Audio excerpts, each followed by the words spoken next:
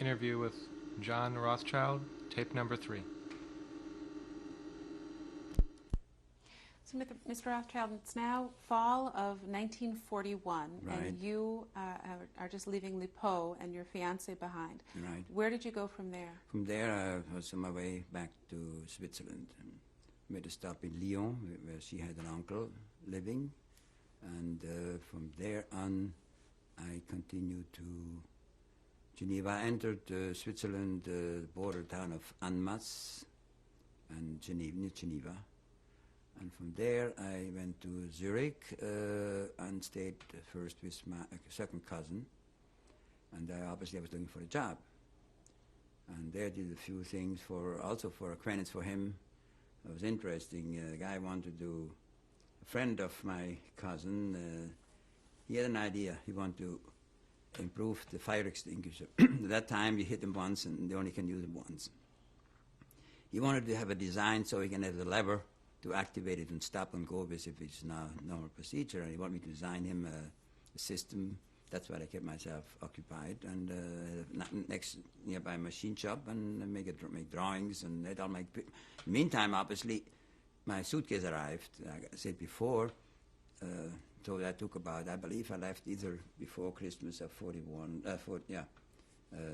Around that date. So it was about 2 months until I noticed that my suitcase arrived. So that's when I left, and that's when I did a little work with him, and finally, it took him actually, my first job I got in March of 1942.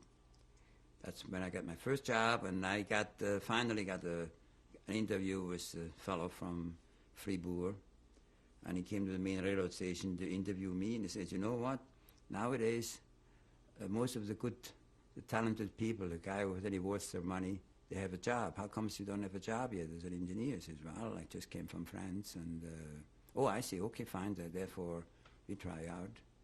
And I got my first job, and so this is where everybody was happy. I wrote my mother right away that now I got my first job, and she said, be sure I'm all well dressed all the time. I have some cards which she writes me over the free zone. She sent the cards to my fiancé, and in turn my fiancé sent them in a letter to me. And my fiancé at the same time sent me some blank cards which I can write and send it to her, and she in turn sent. Those are special interzone cards we had at that time. That's where he corresponded.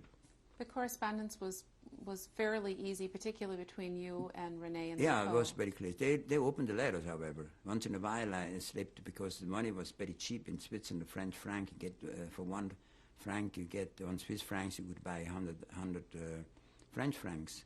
The exchange rate, actually, official exchange rate was 10 to 1. In other words, it's supposed to be 10 Swiss francs for 100 French francs. Once in a while I slipped a couple hundred, but they opened the letters, they never got them, so they checked. Anyway, that's the way we corresponded between her and her with my mother, so that's why we kept in touch. And so I found my first job, and then that's when I wound up in Fribourg. That was in March of 1941. And March of 1942. And was your goal at this point still to get a job and do your military service? Oh, yeah, sure. Obviously, in the meantime, my military service, the time I got my, what do you call it, the physical and everything else, but I didn't get the army until 1943. That's when I did my service. So in the meantime, I got a job, but military service. In the meantime, other things happened. Obviously, I want to get back together with René again, and first thing I was thinking about the Easter break in 1942. 1942. But it was too close, it was too short. So I said, well, Pentecost, which in Switzerland is also a 3-day holiday. In other words, we have Monday, celebrating Mondays, and those holidays, Sunday, Monday. And so I said, well, even if I only worked for a few months, that I do, maybe I can meet her for the weekend, or for that long weekend in Annemasse, which is the border town across near Geneva. And wrote her, and she visited her folks in Lyon, her brother, and we met for that long weekend on Pentecost. And that time she brought her papers along that she has something in her hands. She always feels something may happen that she can prove that she has a fiancé in Switzerland. And so in case something happens, and this was, again, like I said, the Pentecost, May or 2 in 1942. And we kept on corresponding. She with me and me with to my mother and family. So that's about. what happened after you had the long weekend in Almas? Well, obviously I went back to work, and she went back to Lepo, and they stay there, and not much happens until we arrived now in July of 1942, where the tragedy started, where I got word from a lady who spent her vacation in Radagon, friend of, I never met her, but when I received that card telling me that everybody was arrested. Now my mother, I have some cards before when she told me, that was the last few cards from her when she said we have to sell. There were some French people who came to take inventory with some architects and said we don't know if we can stay here, we have to sell a property. And she also write that we have to all wear now the Jew sign, a Zwift with a star, but we are exempt because we are Swiss citizens. Us three, she writes, because just the one from Germany, because they have wear it. So she said we don't know how long. And she says we have some hectic days. My Aunt Martha, she went to Angers, which is the state government or the prefecture. So now it's quiet, don't worry. I hope everything going to work out. And that's where, then when I get that card, and they didn't have an inkling that what's going to happen. No one, not one soul from all those people who know what's happened, what the real purpose is of surveying the property, would have told them, would decide in safety. July 15th, they were arrested. I found out later on they didn't take the grandparents along, and a sick aunt, they left her behind. But my grandparents, they stayed until November, and they were deported later. I don't know what happened to them and what they did there. I have no idea. I know they stayed, they weren't taken along. But all those people went to Angers, which is at maybe 24 miles from the place. They put them in prison there for 5 days. I know because people told us what happened. We had a friend of ours who spent his vacation with us, about my age, maybe a little younger. He knew, he went right the next day, he took off and told the Swiss embassy in Paris what happened. And he told them, go with me, I know exactly where they are, to try to get them out. But they didn't want to do it. He says, they didn't want to, they completely ignored it. They probably all saw the Swiss people in nothing, Paris. They could have gone with him, they have the cars. If those guys would have went with him to Angers, he knows the prison was, he knows the area, he was well acquainted where it is. Perhaps, I think my family would be here today.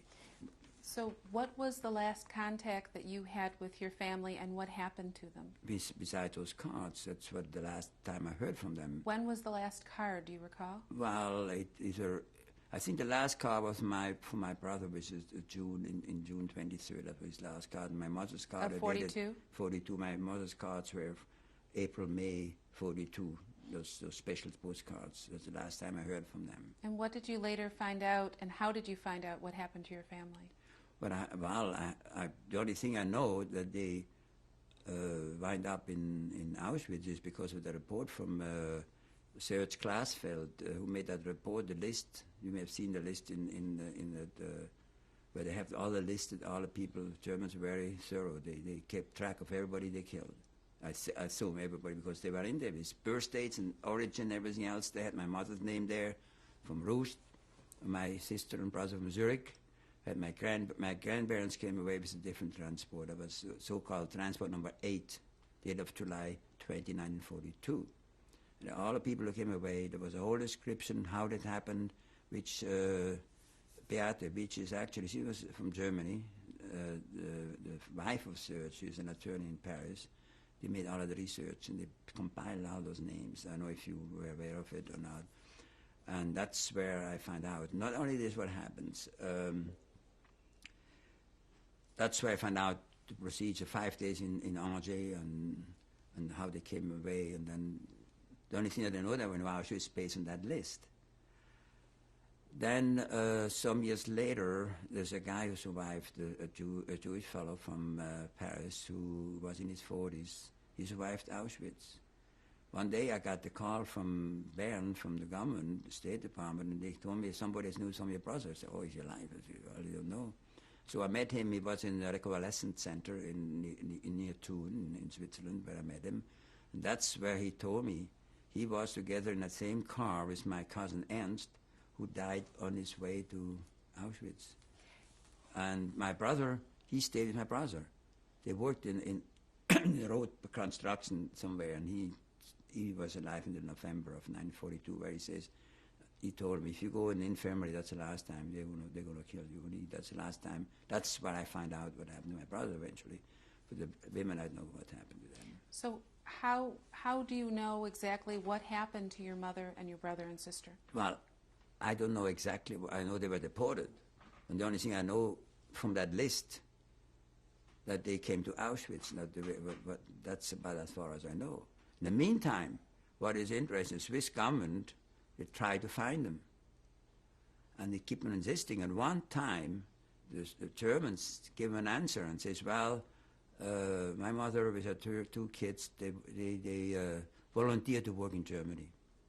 That's what the answer to the Swiss, which is a lie, obviously. It's not true. So the Swiss government said, where are they? Nothing happens. They just give them an excuse, period. So you know the date of the transport. You don't. Oh, the date of the transport. But you that's all I never know. heard anything beyond that, and so No. your assumption is. My assumption is because they came to Transi, and the assumption is that because based on that list, that's what all I know. When you got that correspondence and you realized what had happened, what did you do? What were you feeling? Now, obviously, when you see those news, you know what you feel when you get those news. It's just somebody get killed on the road, you know. I mean, what do you do? Went to Bern right away. Obviously, when I heard it, what do? You go to Bern and see do something. Bern, B-E-R-N. And yeah, that's why the did you go? capital to the state, to the government, and see, do something. They find out where they are. And obviously, with the big disappointment I had later on, I found out after the war. I researched and see what happens if I didn't do anything. They probably thought the Germans going to win the war, the Swiss, so what the Jews are. So that's the way they're very terrible. And up to this day now, Swiss government never recognized the responsibility to neglect. First, they made excuses that we were not registered there, and if I proved them, we were registered in the consulate and everything else. While this was going on, so it was 1942 now. 1942. And where was, at this point? Renee, okay, she was then in Aleppo. And obviously, like I say, we made papers in spring when we met, and I says, I better try to get her. She, in August of 1942, that's when she sent me those wires, when she was arrested. Obviously, right away, again, I tried to save her. And I went to Bern and tried to get authorization for her to come to Switzerland. When you say Renee was arrested? In 1942, she was picked up in Aleppo. And where was she, when she was arrested, what happened to her? Well, I know she may have told you she was taken to, I think first to Butzak, I think that's one first thing, then she came to Nexon, then she wound up in Rivesalz. But some of those wires I got from Nexon, if my memory serves me right, it's what I heard, one of the policemen actually, like I say, sometimes there are some decent guys, and he actually sent a wire to me, so I know what's happening to her, and that's why she tried to see if I can get her into Switzerland. So now at that time, we were still at a free zone, so there was still some kind of ways of dealing with the French, Vichy France. So now she was in Rivesalz, and Well, towards the end of 42, and no, that wasn't the end. That was in August 42 when she was. It's a sequence between the time I picked her up and got her back to Switzerland. Obviously, I got finally authorization for her to come into Switzerland. I had to give them condition that we get married. That under those conditions, they gave me permission. Well, it's okay.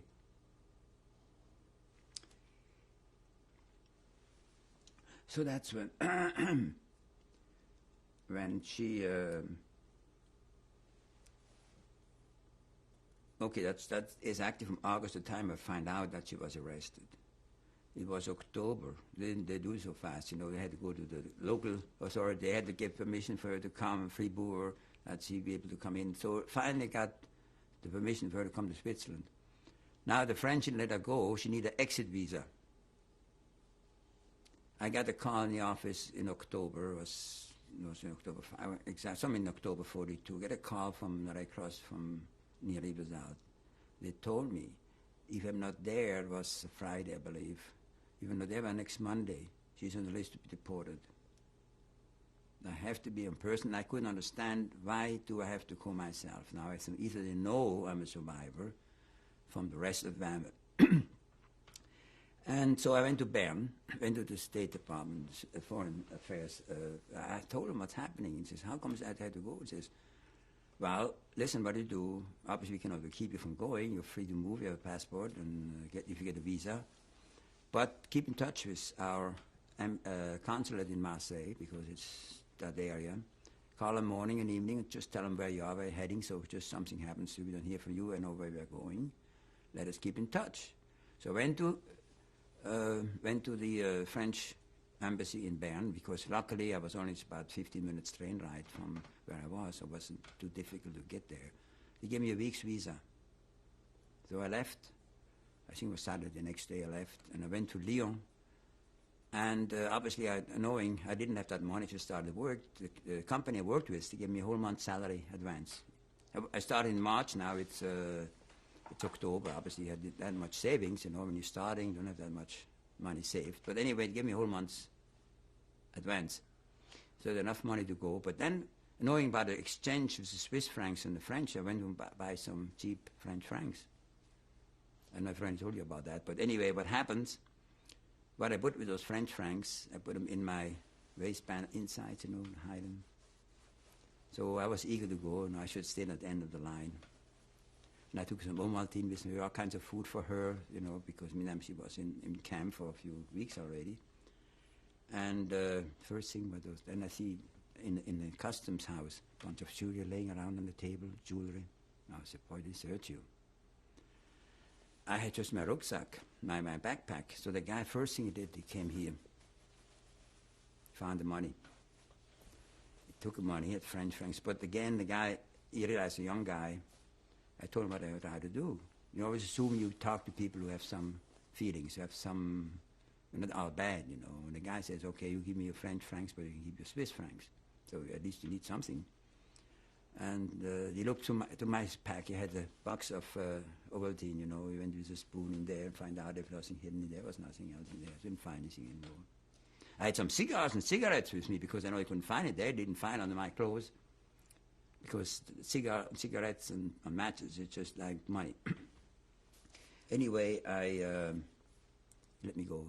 I stayed at the end of the train because the train was waiting, so the rest of the people, they didn't do bother much. She was eager to catch a train. Anyway, I made it to Lyon. There her uncle gave me some money. And his wife was Catholic, so she had no problem. That's why they stayed in hiding. And she had a cousin. For some reason, they have a contact in the city next to that camp, Perpignan, with attorney. They took off the night train. Monday morning, I arrived in Perpignan.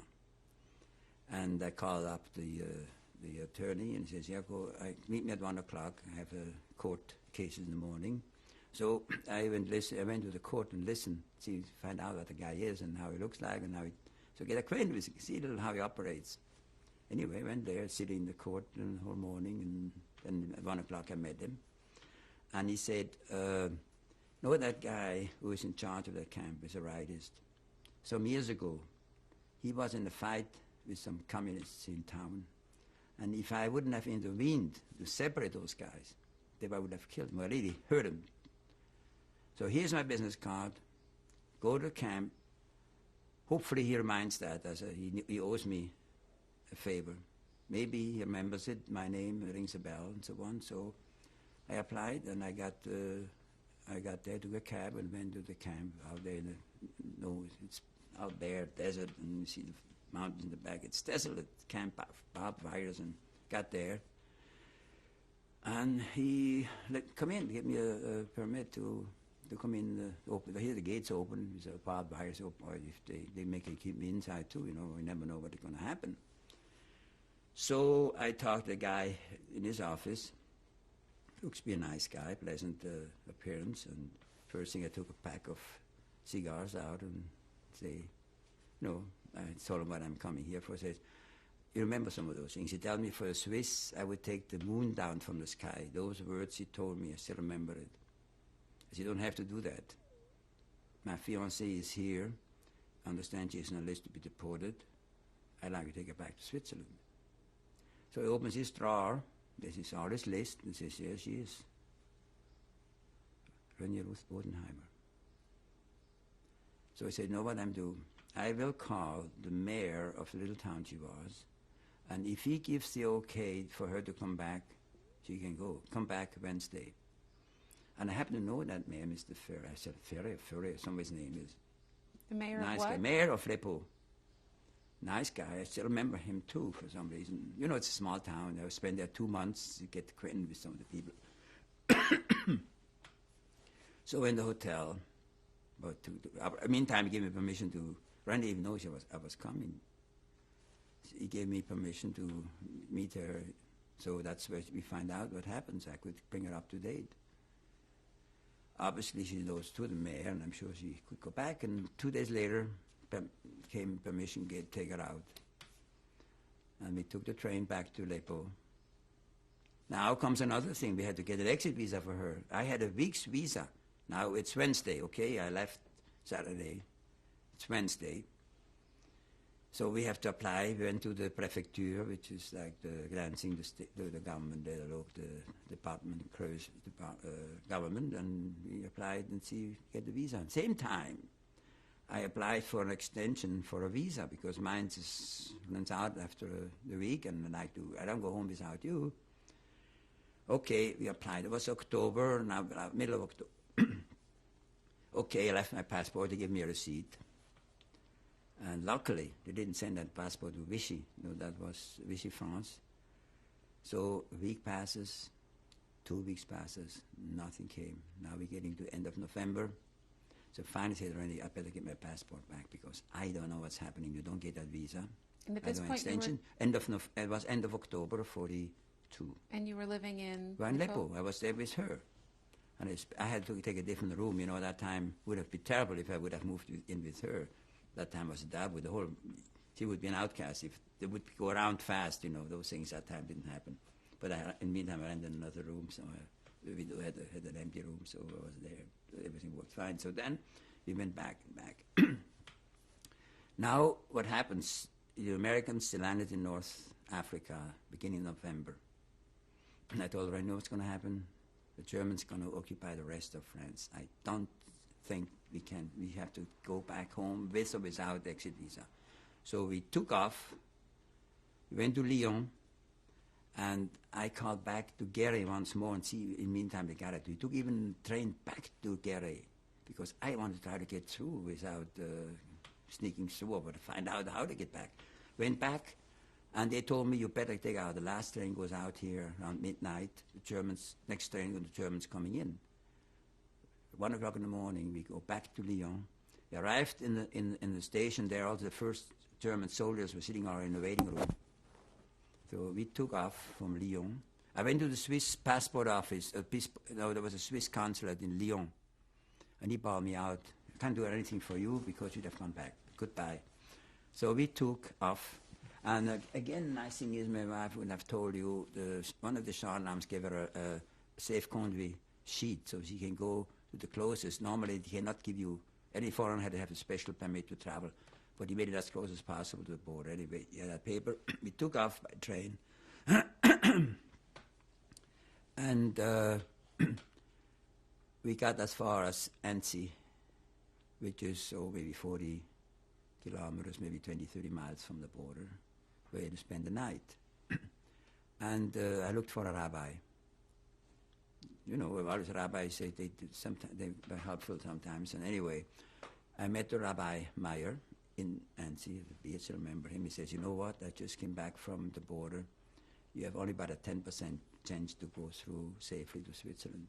Why don't you send your fiancé back to Lepo and to wait until the end of the war, and you go back to Switzerland? He says, no way. So next morning, we spend the night. Usually I have to fill out a card and so on. I didn't fill it out. I said, I fill it out in the morning. So in the morning, he wanted me to fill it out. Fill it out, or kind of fix his name. And so we spend the night. Next day, he says, instead of having a train, let's take a taxi because a train, I know they were checking out your papers. So called a taxi. Again, you need meet decent people. The guy right away knows what I'm after. Says, you know, you should have told me I'd have taken a back road because there's 6 checkpoints between Annecy and the Swiss border. You just have to talk, you know, German, you know, French. You tell us your wife and you go back to Switzerland. So keep on driving. Nobody there. Nobody there. They all left. The French left, and the Germans didn't take over yet. All 6 checkpoints? All 6 checkpoints. So we entered en masse. Here comes a farmer walking up the street. Cabby asked him what's going on. And he told him, well, Germans arriving. So I knew right away I can't go across the regular way anymore. And all those things, how you do those things, you figure it out. I find the Swiss passport office. Nice guy. He says, do you know any Jewish people in town? He says, no. He told me right away, you cannot go to the regular border point because Germans are occupying. You have to find ways. They know. So he said, you go to that department store and ask for Mr. Moos or Mr. Haas. Those are the 2 partners. They can help you to get across the border. This was a department store in Almas? In Almas. So we went there. They left for Switzerland already. But they had an assistant lady, Mrs. Turkheimer, I remember the name. And says, yes, we can get you across. Costs you 180 Swiss francs. Luckily, I had that money with me, which is about equivalent dollar when you say us as a buying power. You get an idea, measuring stick, which is not too much. Some people pay a lot more. So she said, what do you do? That was on a Friday. And she said, you take your streetcar. Used to be the streetcars came from Annemasse to Geneva back and forth, but then the water stopped here and they had to go across the border and take the on the other side. So she gave me exact instructions. She gave me a password. I gave her the money, and she gave me a password to tell me across. And what do you do? We go to the streetcar, take the station, such and such. There's a restaurant there. You go in there, take a cup of coffee, and you see a couple of guys sitting on a couple of bar chairs. One has a head on. And you notice when the guy, if he pushes his head back, you know that's the guy. They're going to leave the coffee, the restaurant, and they walk down the street. You pay your coffee, and just go out, and they wait for you. So we followed the instructions to the streetcar. Had some like extra French francs left over. Bought myself a nice felt hat, which I know certain things you get. You still had something, and a cigarette lighter and a knife. I still have it. Anyway, he made us take your head off because it's too light. Moon shines. November the 13th, 1942. 8 o'clock in the evening. It's dark, and we walk. The guy walks ahead of us, and went on, and then we came to about pushed down the place where the barbed wire was pushed down, a little river there, a little water. When she took her shoes off, I didn't take my shoes off, and then we crossed. She tore her stockings. The last pair she had, nylons. It was impossible to find. Don't worry, you get plenty of nylons in Switzerland. And we crossed, gave him the password, and there we saw the lights. It was a few 100 yards from the porch, saw the lights of the checkpoint. And through the trees, there were some woods and trees, and we saw the lights of the streetcar standing there. We went up to the streetcar, and that saved us. Now we could send her suitcase. The guy, taxi man, went to the station and shipped her suitcase to Geneva. We picked up her suit. One got lost, and one we still have it, the old suitcase. That's end of tape 3. It's a good place to end.